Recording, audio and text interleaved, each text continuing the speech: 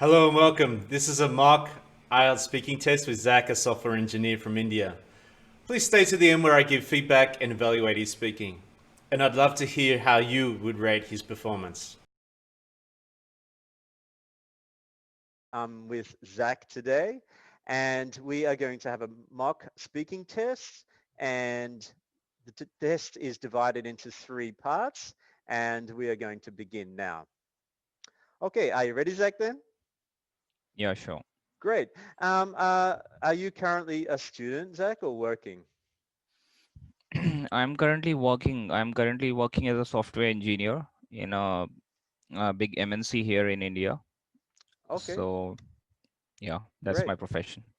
And how long have you been working as a software engineer? I am having total experience of 6 years now, Okay, and great. into SharePoint domain. Excellent. And where is your hometown?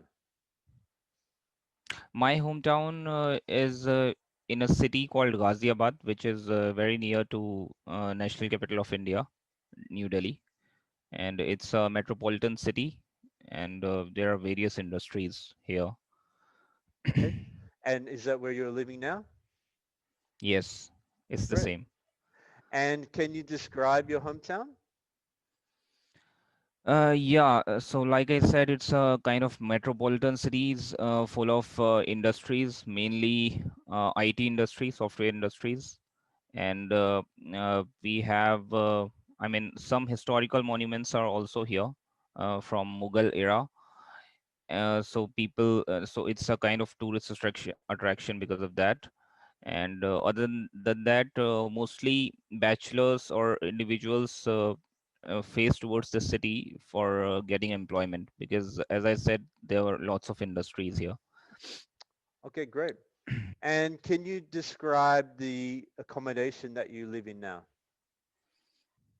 Yeah, I am living in a flat currently. I own this flat, so it's a two-bedroom, one hall and one kitchen apartment. So it's a small apartment, not like a bungalow, which is kind of a big one. And there are around 5,000 such flats in my society.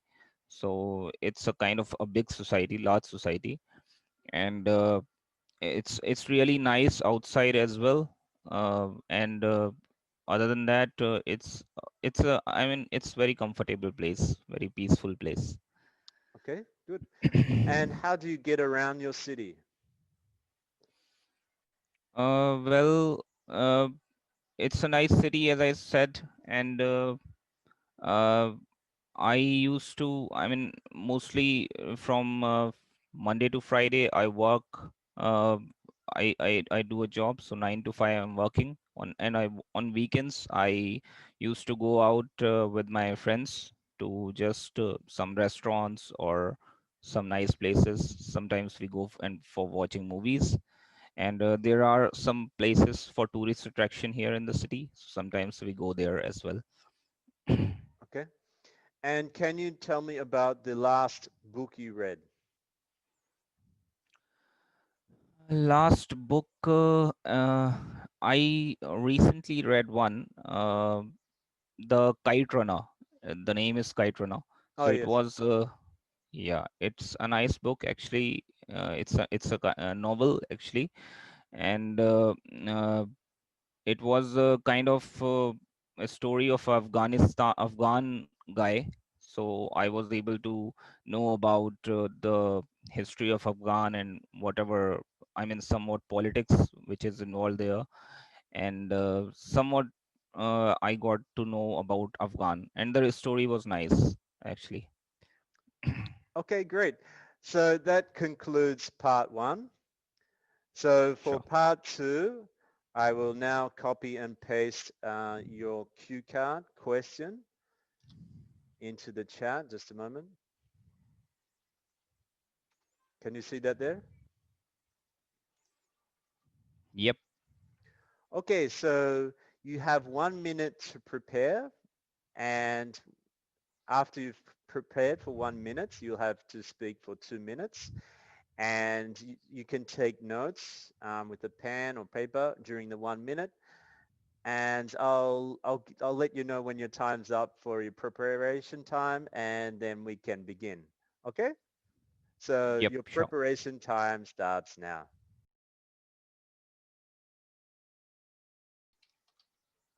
Okay, that's 1 minute up. Okay, sure. Okay, so I'll set the timer for 2 minutes. Um, are you ready? Yep. Okay, let's go. Yeah. So basically, there are lots of apps which I have on my phone and which I'm using. But the two which I mostly use are Facebook and Instagram. So nowadays, I mean, almost everyone is connected to these apps. So these are basically social networking apps which keeps us connected with the people around the globe. So I joined this Facebook. I joined back in my college days. At that time, the applications were not there, but I was able to access this through the portal. And Instagram, I joined. I think 3 or 4 years back when I started when I bought my camera and I started clicking photos with the help of that. So these two apps I use mostly, and I mostly use them on my phone, mobile phone. But sometimes, as I said, the portals are also there. So sometimes when I'm working on my laptop, I go through the sites as well. And it's really a nice application. All these two are nice applications because it keeps me connected with my friends who are from my school and college and my family as well. And whenever I just want to chat or talk with them, I have the facility of video calls and then messages there. And I have found some of my friends who are not whom I have not been in touch since so long, and they were not in contact with me, but I was able to find them through these apps. So these are really great apps.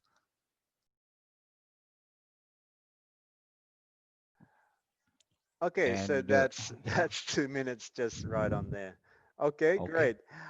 Okay, so just part three will begin now, where I'll follow up, ask some follow-up questions about what you just spoke about. And Yeah.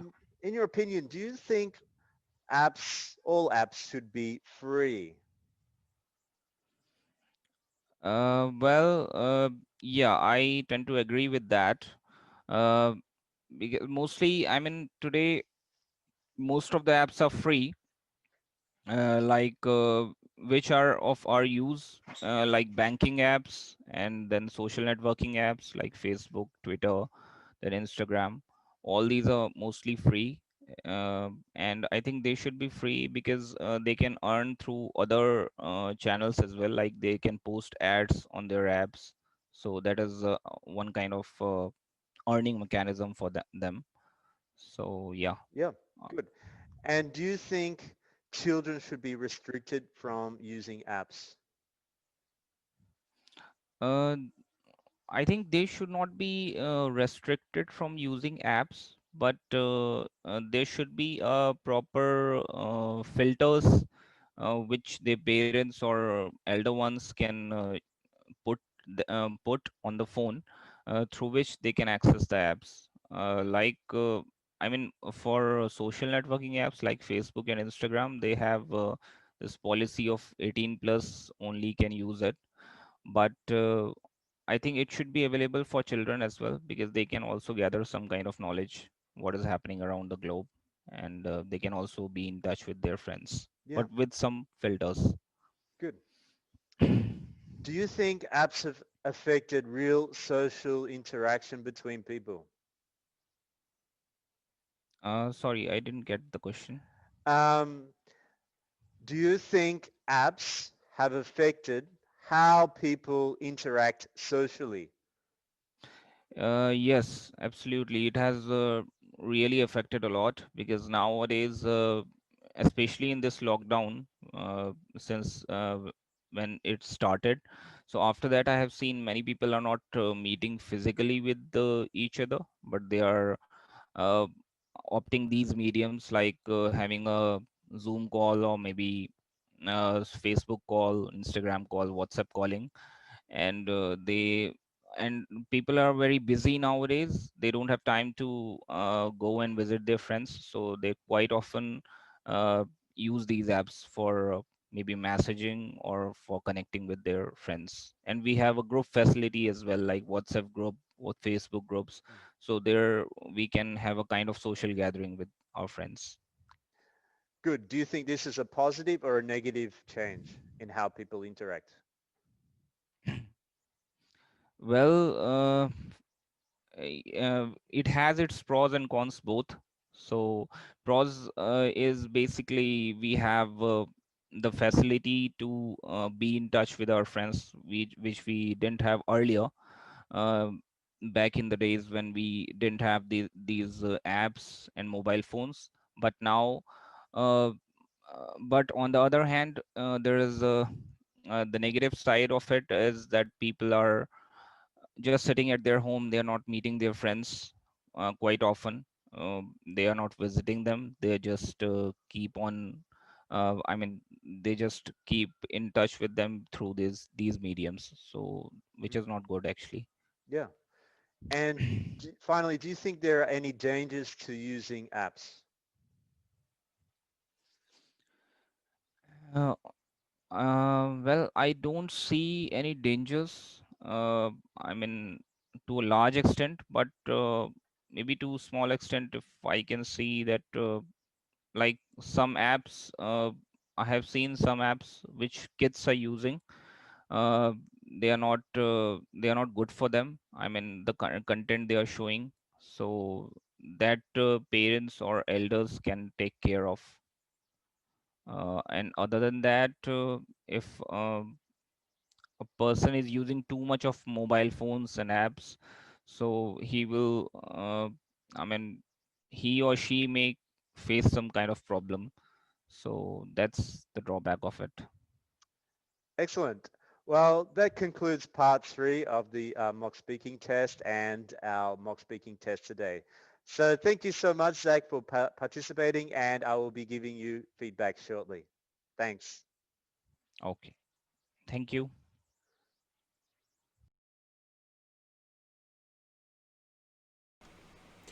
So, how do you think Zach did today? Well, let's have a look at his performance. With regards to fluency, he does have a tendency to pause frequently as he searches for ideas and how to answer questions. With regards to vocabulary, he has an adequate range of vocabulary. He did make some mistakes with vocabulary choice. So in part one, he described his flat as being in a society, which I get the idea of what he's trying to say, but it's the incorrect usage here. And he would probably need to say something like neighborhood or community. And he also said facility a few times, which I think he meant more like feature. So if you're talking about apps on a phone, for example, and the different functions they offer, then you would probably have to say or describe them as being features. And he used nice to describe things a few times, which works, of course, but he would need to find and use more sophisticated adjectives for describing things, particularly if he was going to describe a book or things like a movie.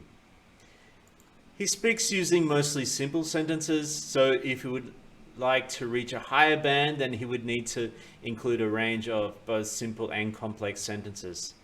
And in terms of grammar, he made a few mistakes. For example, he said, I'm having total experience of 6 years now when he was talking about how long he worked as a software engineer. So he would need to say, I have worked as a software engineer for 6 years.